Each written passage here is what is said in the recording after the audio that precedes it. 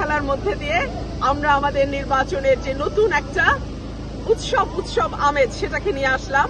এরপরে হয়তো বিভিন্ন জায়গায় নৌকা বাইচ হবে, শীতকাল আসছে, সেখানে গানের আসর হবে।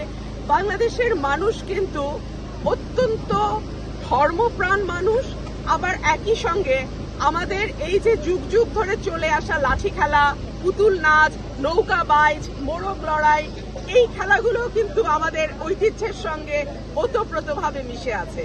সো আমি মনে করি যে ব্রাহ্মণবাড়িয়ার সন্তান হিসেবে আমাদের গানের যেমন ঐতিহ্য আছে, আমাদের নৌকা বাইচের ঐতিহ্য আছে, আমাদের লাঠি খেলার ঐতিহ্য আছে, আমাদের এই ঐতিহ্যগুলোকে আগামী প্রজন্মের কাছে তুলে ধরবার দায়িত্বও কিন্তু আমাদের। সুতরাং তারই একটা অংশ হিসেবে আজকে এই লাঠি খেলায় আমি আমন্ত্রিত হয়ে এসেছি।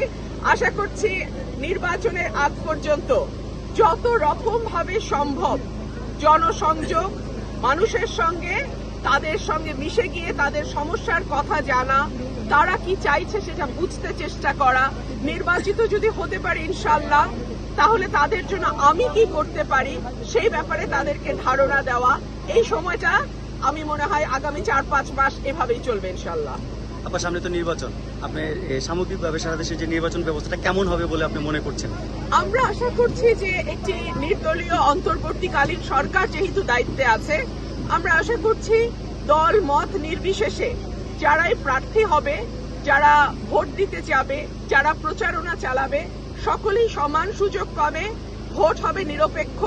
এবং আশা করছি গত 15 বছর ভোটের যে কবর রচনা করা হয়েছিল সেই সংস্কৃতি থেকে বাংলাদেশ বেরিয়ে এসে একটা নতুন গণতন্ত্রের পথে বাংলাদেশ তার যাত্রা শুরু করবে।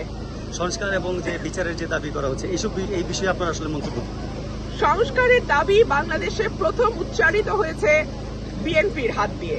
আপনারা জানেন যে দেশনেত্রী বেগম খালেদা জিয়া ভিশন 2030 একটা ডকুমেন্ট দিয়েছিলেন, সেখানেই কিন্তু তিনি তার সংস্কার ভাবনা সর্বপ্রথম 2016 সালে তুলে ধরেন। তারপর বিএনপির 27 দফা, 31 দফা, এই সকল কিছুই সংস্কারের অংশ। আর বিচারের কথা আপনারা বলছেন, বাংলাদেশে আওয়ামী লীগের হাতে বিএনপির নেতা কর্মী থেকে শুরু করে একেবারে তৃণমূলের সমর্থক পর্যন্ত যেভাবে অত্যাচারিত হয়েছে, আর কোন দলের মানুষ কিন্তু এত অত্যাচারের শিকার হয় নাই।